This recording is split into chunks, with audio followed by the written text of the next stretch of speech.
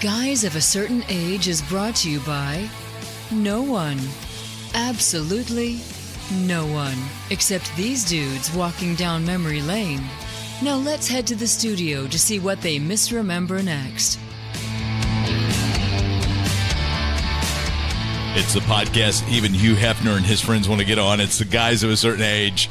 Robbie Kovalent's alongside Jay Reed, and Art Shirley is conspicuously absent. So we get this press inquiry from a book agent who wants to know if a former playmate who appeared in Playboy could come on the show and promote her book, and then it's caused all sorts of waves.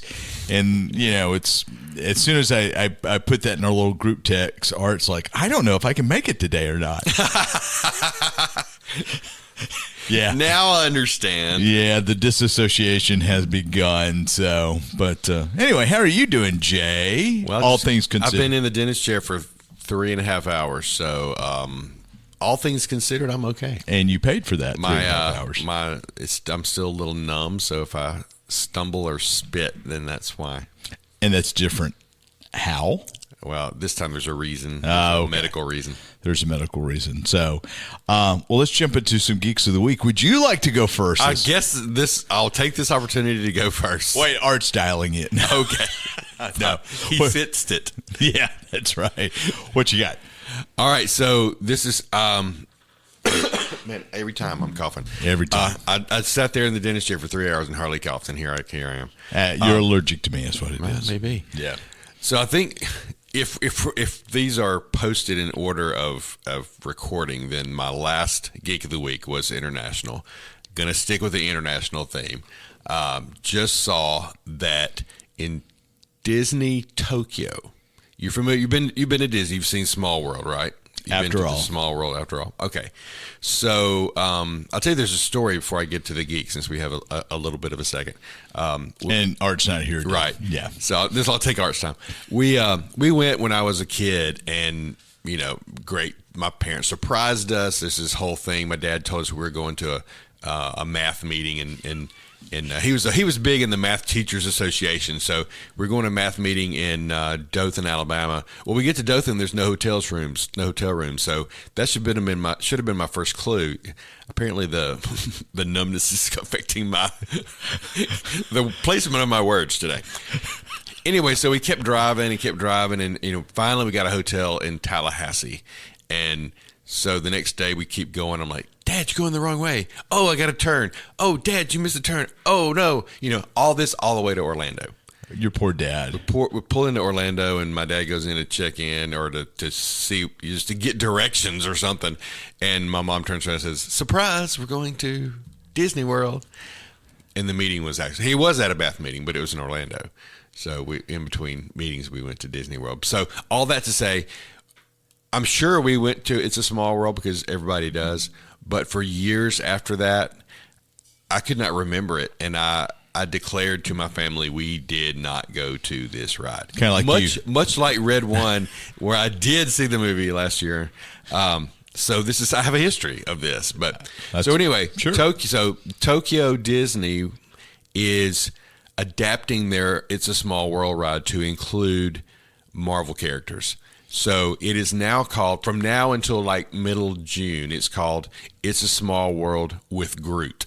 So Groot, baby Groot is throughout. I am Groot. Yeah, he's throughout the ride. They've left it intact, but they've taken some of the normal characters out of the normal kids and replaced them with like kid Marvel characters. Yeah. So there's Black Panther, there's Thor, there's a Mantis, and what's the green girl? She-Hulk? No. In Guardians Gamora? of the Galaxy. Gamora, yeah. Mantis and Gamora in it. Captain America is in it. Just the whole gamut. It's so cool. And Groot is throughout, and everything is a different scene kind of with Groot. Sure. But Thor and the Lightning, and anyway. So it's just, and I think they put some Marvel music they said on the outside, and they've added Groot to the sign. Otherwise, it'll just go back to normal in June. So you need to get to Tokyo before June to catch It's a Small World with Groot. when are you leaving? I'm still working on it. I have a busy spring. You have a busy spring. I'm expecting a grandchild in May, so I've got to kind of keep close to within the borders. Within the borders, because once you leave, you may never make it back. Yeah, I'll wait till I can take her. Maybe they'll do it again. Yeah, maybe so. Yeah. Small world. It is. I don't remember if we did the small. I don't know that we did the ride. Of course, we went without kids. We went on Bonnie and I went to Disney World on a press junket, which was great. A lot of fun. So, but anyway. Well, it's a classic. You need to see it. Everybody needs to see it at once and get that earworm in your head, that song that you can't get out. Oh, it's okay. That's okay. I think I'll pass on any more earworms, especially considering what we're going to talk about on the last half of the show. You got it. Well, along those same lines, there is a rumor out there that Marvel may recast the Black Panther, not the Blank Panther, the Black Panther. Of course, Chadwick Boseman passed away a few years ago from that was colon cancer, I believe. Sounds right. Yeah. Yeah. And so Black Panther 2 had the mantle passing to Shuri. Well, there's a movement. There's a rumor, I should say, that Marvel's going to use the multiverse to recast T'Challa. Okay. And there's speculation it could be Michael B. Jordan, who played Eric Killmonger in the first Black Panther. Yeah. Michael B. Jordan is like the biggest comics nerd in the world, and he grew up reading Black Panther and wanted to be that character.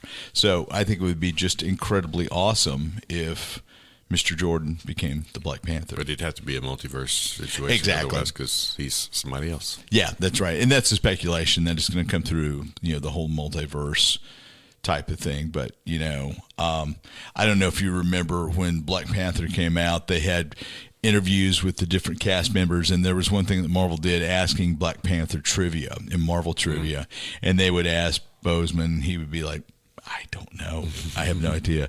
And Michael B. Jordan's like, yes, in an issue this, and then this happened, and this happened, just with this like look of glee on his face. So that would be a lot of fun. So that would be cool, because Chris Evans, we've talked about, is coming back. Our obviously Robert Downey Jr. is coming back. I guess wouldn't be the first time somebody's come back as somebody else then. And then Michael B. Jordan portrayed in the What If series, he was Black Panther. Oh, okay. In one of the maybe season 3. I don't know. I've only seen season 1. So yeah. Have you watched Skeleton Crew at all? Just the first half of the first episode. No. Oh gosh, it's so good. We'll have to talk about that. So, but some late breaking news as we record. Director David Lynch passed away earlier today. Oh wow! And so he died at 78 years old. And from a geek standpoint, of course, he directed The Elephant Man and Dune. But, he was responsible he directed Blue Velvet, Mulholland Drive, Eraserhead, Wild at Heart. He created Twin Peaks, which had the run on ABC, then was revived on Showtime. It was just a really visionary director. Dune was a little panned when it came out, but it's turned into a cult favorite. And but incredibly, incredibly talented director. But he passed away earlier today at age 78. Okay. So, some other interesting info because of the wildfires in California. There's speculation that the Oscars may not happen this year. Oh wow! Yeah, think about that. That has not been decided yet, but there's the potential that the Oscars they'll skip a year because of the tragedy happening in California. Yeah, got a friend who lost their home out there. So actually, I've got several friends who lost their home out there. Yeah, we've got some friends who same thing happened, and just absolutely incredible. So, in a bad sort of way, but. Anyway, yeah, happy news maybe on this last half of the show. So we'll try. Yeah, keep going down. So, well, what'd you think about the first half of Skeleton Crew? The first half of the first episode? Yeah, the first half of the first episode. It's all right. I didn't stop because I didn't like it. I stopped because I had to go to bed or something like that. I can't remember what it was, but I just got interrupted and haven't gone back to it because we've been watching other things. But well, you need to watch it. Okay. So last episode dropped a couple nights ago. Great. Just absolutely fun. Oh, yes, it's definitely on my list to watch. You've got a huge list of things. My list is too long. I have not enough time for my list. Because Silo, as we record, Silo wraps tomorrow, and Severance Season 2 picks up tomorrow. Yeah, now Severance, have you got the email that I told you about? No, because I try not to give them my email addresses. Well, I guess it's just from Apple TV, from having Apple TV. I got this email from Lumen Industries about a mandatory meeting that I had to attend. I'm like, what? And of course, as I read into it, it was like the season premiere of Severance 2 and a waffle party, and then at the bottom says waffles will not be provided. Wow, but, that's so mean. Once I read the whole thing, I was like, okay, this isn't spam. This is advertising. Now, did you watch Severance Season 1 as it came out, or did you binge it when it was all done? I think I started late in the season and then caught up to it. Yeah, as I recall. Apple TV Plus is really kind of the place for sci-fi now.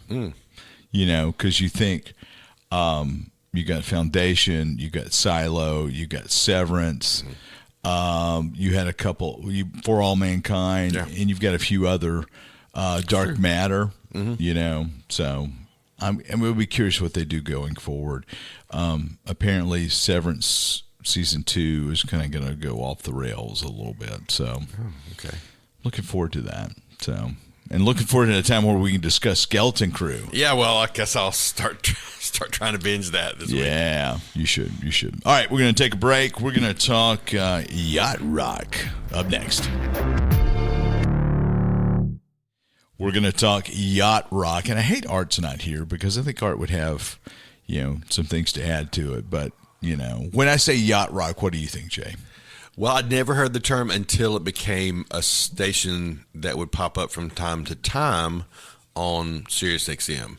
And when I listened to that station, I recognized the music, I recognized the time period, kind of recognized the style. But before that, I wouldn't. If you'd have said that, I wouldn't know what it was about. It's one of those Bernstein Bears memory things, I guess, kind of like you just knew you had seen Red One. I had thought that the phrase Yacht Rock predates the early 2000s. I could have sworn I'd heard the phrase Yacht Rock sometime in the 90s, talking about that light rock that was kind of the antithesis of disco coming out of the West Coast. But no, I mean, I guess Yacht Rock Radio, when that dropped on SiriusXM a few years ago, it made perfect sense to me. Yeah. But it did fit. The name fit, but it was just, I think as we talk about it more, it'll make more sense. And we should say we've both watched the Dockumentary on Max, and that obviously explained a lot. I kind of watched it as I was doing other things, but it was fascinating. I couldn't, I was very focused on it. So it wasn't there's some sort of comedy web show where they kind of made fun as they honored sort of the heroes of Yacht Rock, and didn't they title it? Isn't that kind of where it started? Yeah. So it was 2005 or so. Group of comedians out in L.A. who had no money, and they would go to the bargain bins at the record store, and they would, in the bargain bins was a lot of this late 70s, early 80s kind of softer rock, and they got it. They would listen to it. They noticed that everybody played on everything, and there's a Loggins and Messina album with them on the front, like on a boat, and they're like, Yacht Rock, that's what this is. And the definition of Yacht Rock, based upon the documentary, and it kind of holds true, is it's LA based West Coast light rock, not necessarily soft rock, because some stuff that we classify as Yacht Rock is not necessarily light. I mean, Rosanna is not necessarily, by Toto, is not a light rock song. I mean, that's a standard top 40 pop tune. Africa too. Yeah. But it all traces back to to Steely Dan. I mean, everything seems to go back to Steely Dan. There's a lot of connection there. For so sure. Donald Fagen, Walter Becker. Yeah, Walter Becker. I know it's Donald Fagen. It's Walter Becker. Isn't it Walter Becker? I don't know. Is it Luthaker or is that somebody else? Stu Luthaker was a member of... he was a Toto, right? Toto. Okay. He was guitarist. Just the coolest name ever. You like that? It's kind of interesting. Yeah, Walter Becker. I don't know why So Walter Becker and Donald Fagen had Steely Dan, who they were kind of... Do you like Steely Dan? Well, if you'd have asked me, 2-3 days ago before I'd watched the documentary, do I like Steely Dan? I would have said, I don't know. Because I know the name, but I couldn't have identified a song just as being theirs. Really in the years. Yeah, well, now I do. Yeah. I mean, now I recognize, and I like the music. I very much like their music, but I wouldn't have said, I'm a Steely Dan fan because of this song or that song. I wouldn't have known who was what. Yeah.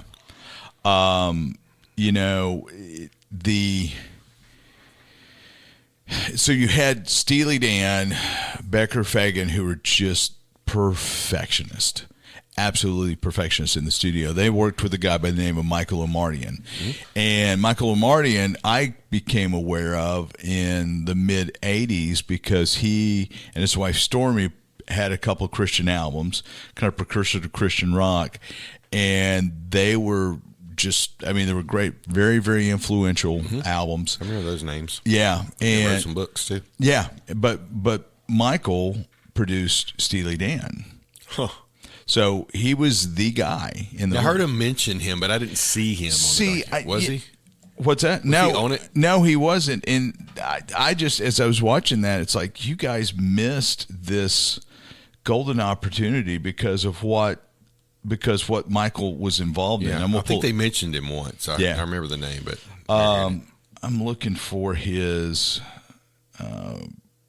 where all he produced. Anyway, Koinonia, Steely Dan, The Four Tops, Johnny Rivers, Seals and Croft, Al Jarreau, Loggins and Messina. He was some classics. A session musician in there. He arranged and played accordion on Piano Man. Oh wow! Okay. Yeah, and so he produced a ton of people. And in the late 60s, he helped launch Campus Crusade for Christ's music outreach group, The New Folk. So anyway, kind of interesting, but he's probably most known for he produced Christopher Cross's first album. But anyway, we're getting ahead of ourselves. Okay. So Omartian is involved in all this, and Steely Dan brings in all these session guys, and they're looking for particular sounds, and they pick this guy up from St. Louis by the name of Michael McDonald. Mm-hmm. And so McDonald comes in, and he does background vocals on Peg. He plays keyboards. Omartian's in there producing. And so that's kind of the genesis of Yacht Rock, because then Michael McDonald goes to the Doobie Brothers. Okay, I didn't realize what the order was. Yeah, so he made a comment in the documentary. McDonald did that. The money he was making with the Doobie Brothers was much, much, much, much more than what he was making with Steely Dan. And so you've got the Michael McDonald Doobie Brother thing. So you've got Kenny Loggins of Loggins and Messina.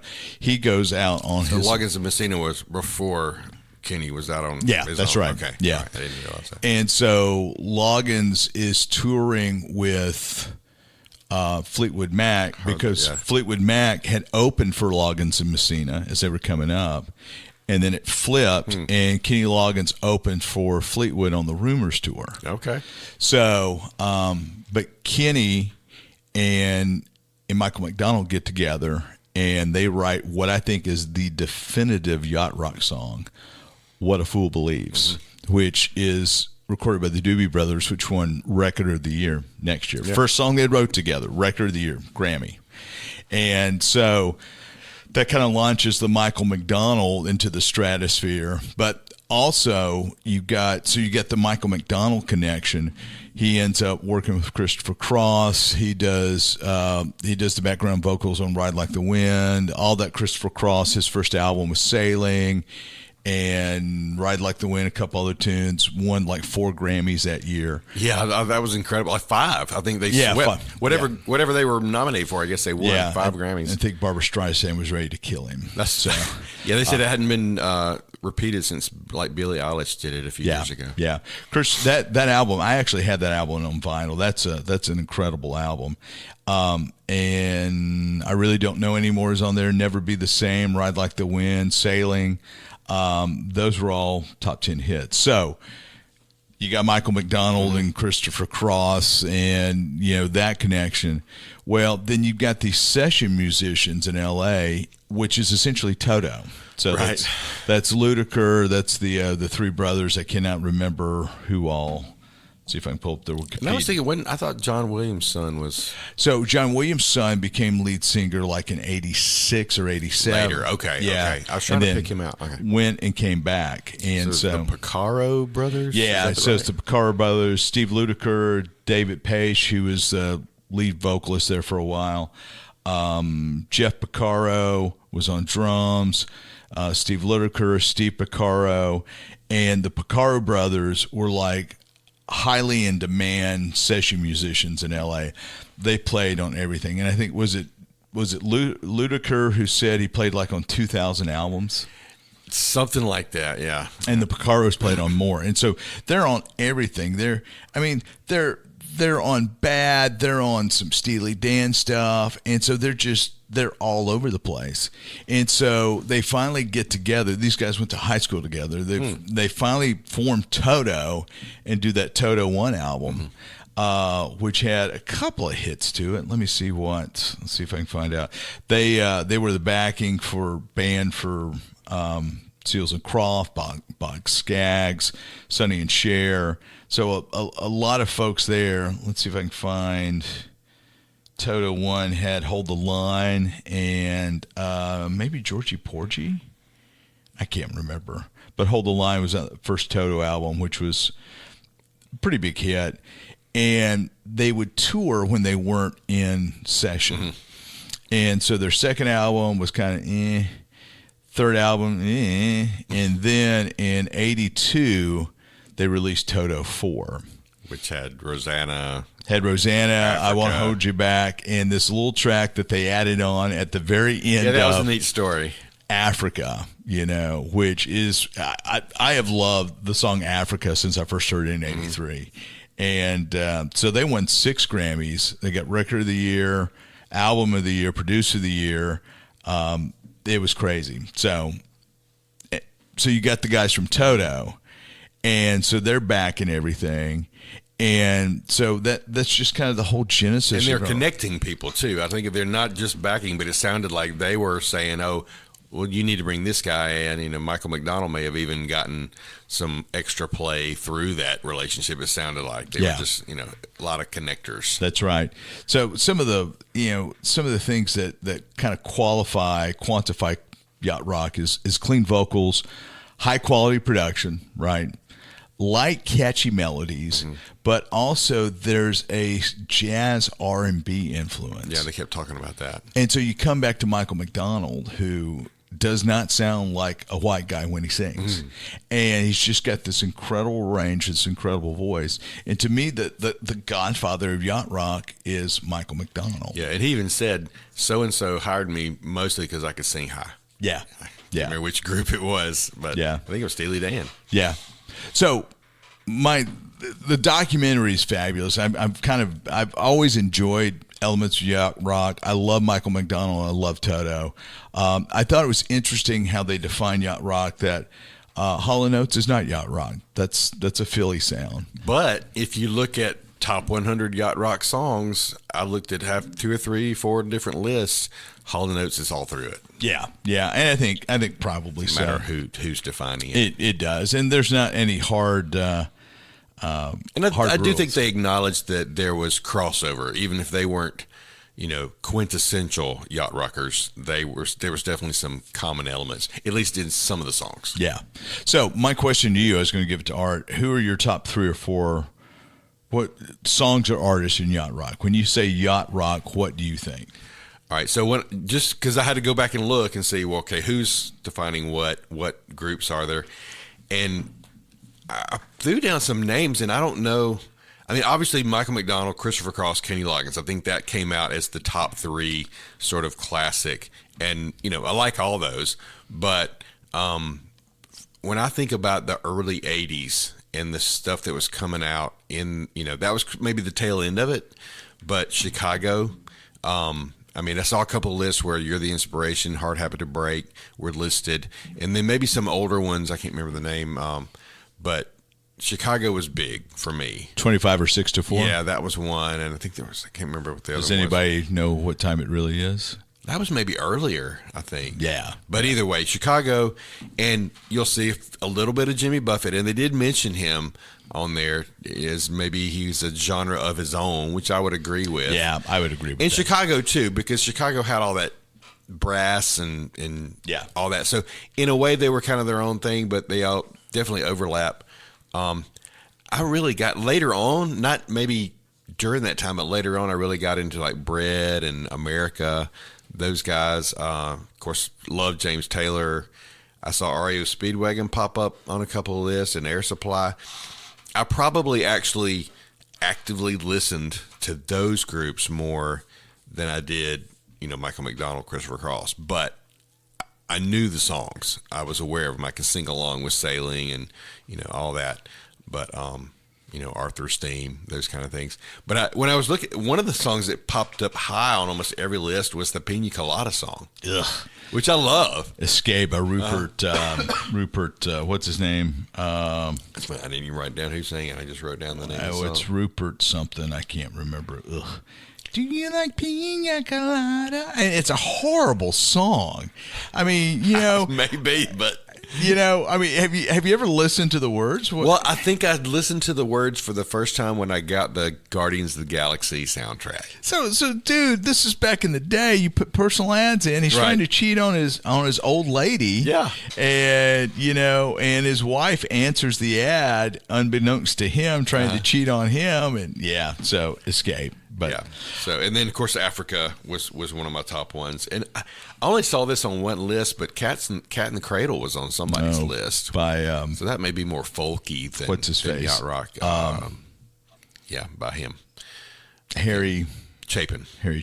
Yeah, Mary Chapin Carpenter's dad. Oh, I didn't realize that. Isn't that right? And and I also saw Herb Alpert listed on a few things. Tijuana Brass, and I don't know who introduced me to that when I was younger, but I really enjoyed that. You like Herb Alpert? Oh yeah, I listened to a ton. I'm sure I've got at least one vinyl of Herb Alpert. He's the guy who founded A&M Records. No, I didn't know. Yeah, and I forget who the M is of that, but I was always confused between A&M Records and Texas A&M as a kid. What's the connection? And that was always kind of weird to me. So some other names that have popped up, you mentioned America, Jackson Brown. Yeah, it's something that comes up quite a bit. Eric Carmen, I don't know if I agree with that.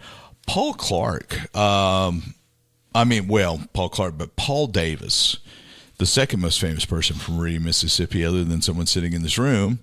Paul Davis saying Cool Night, 65 Love Affair. Huh.